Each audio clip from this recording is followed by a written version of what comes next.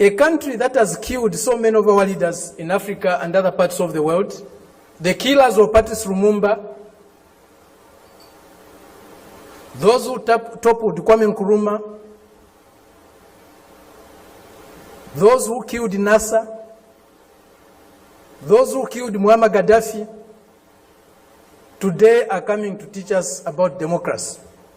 If you have no respect for the dignity of others, if you have no respect for the sovereignty of other countries, you cannot claim to be a champion of democracy. Comradely, respected comrades and friends, in a truly fair, free and peaceful world, democracy takes many forms of expression, not only one. I believe democracy is a government in which all the people participate, in which the interests of the people reign supreme, in which their country's sovereignty, their country's honor is at the top. It seems that this month is a month of democracy discourse in the world. At the end of this month, there will be a conference in Lusaka, or a summit in Lusaka, Zambia, my country, led by the United States. They have come to Southern Africa to teach us democracy. A country that was opposed to our liberation, a country that supported colonial regimes, the apartheid regime in South Africa, the white racist minority regime in Zimbabwe, now Rhodesia, now Zimbabwe, the Portuguese colonial governments in Mozambique, in Angola, in Guinea-Bissau, and Cape Verde. Today is coming to Africa to teach us about democracy. A country that has toppled so many governments in Africa, that has led so many coups in Africa and other parts of the world, a country that has killed so many of our leaders in Africa and other parts of the world, the killers of Patrice Lumumba, those who toppled Kwame Nkrumah, those who killed Nasser, those who killed Muammar Gaddafi, today are coming to teach us about democracy. A country that has been built on brutal force, on enslavement of other human beings, on the humiliation of Africans, the exploitation of Africans, the plunder of Africa, today is coming to teach us about democracy.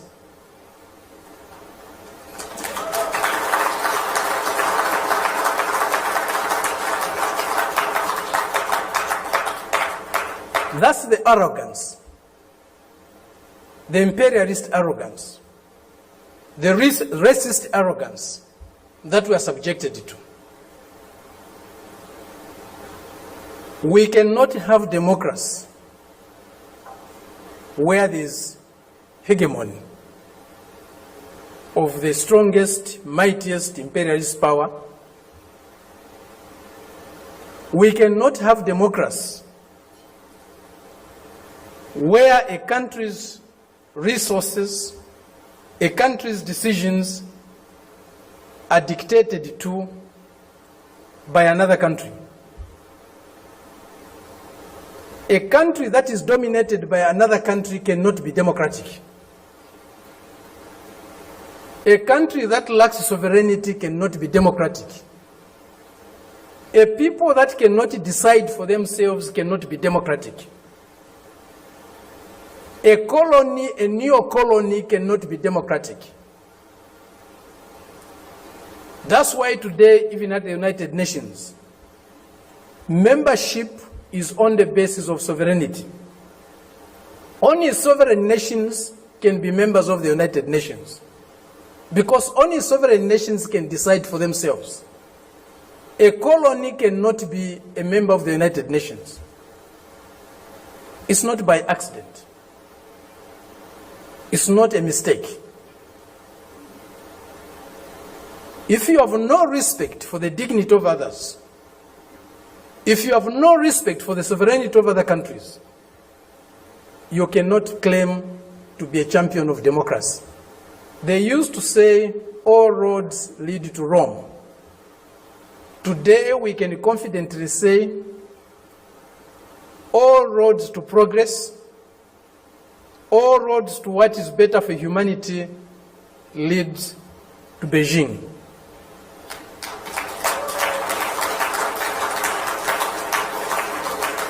This is a country, this is a people that have developed themselves, that has developed itself without colonizing any country in the world, without plundering any country in the world, without subjugating any people in the world.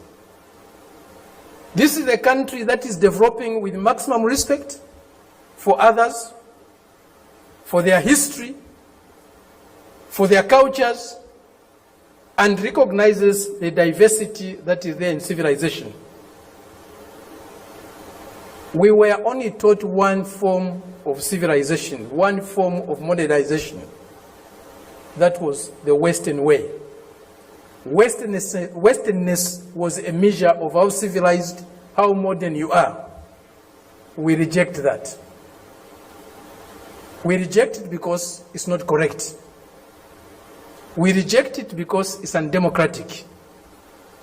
We reject it because it's uncivilized to think of the world and of other people in that way. Today, they cannot accept the fact that China has caught up with them. China is about to surpass them in many areas of human endeavor. The imperialist arrogance is inhibiting them from accepting that reality. The racist arrogance is inhibiting them from accepting that reality. But the world is changing. The changes we are witnessing today,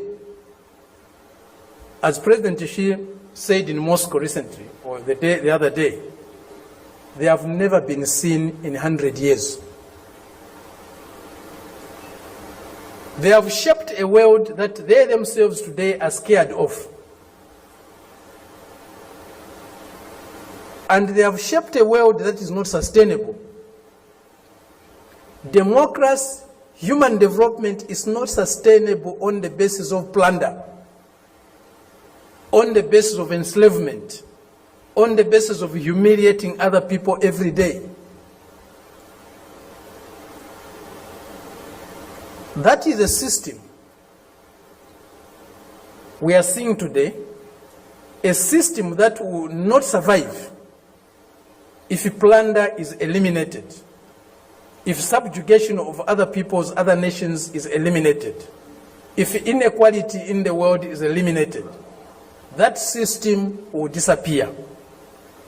The only system that can survive and can endure for long is a system that is based on mutual benefit, win-win relationships, mutual respect for others, accommodation and tolerance of others, and fraternal love for all humanity.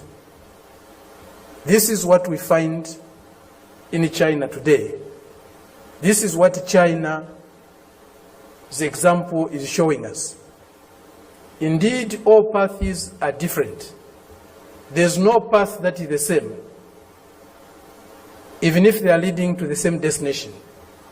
Each path has got its own characteristics. We are seeing that, we are learning that, we are experiencing that today with China. There are many things that need to be done to get the world that we want. A more just, a more fair, a more peaceful world is possible, but it won't drop from the skies. We have to struggle for it. And as Fidel said, if we struggle, we'll win. Thank you very much.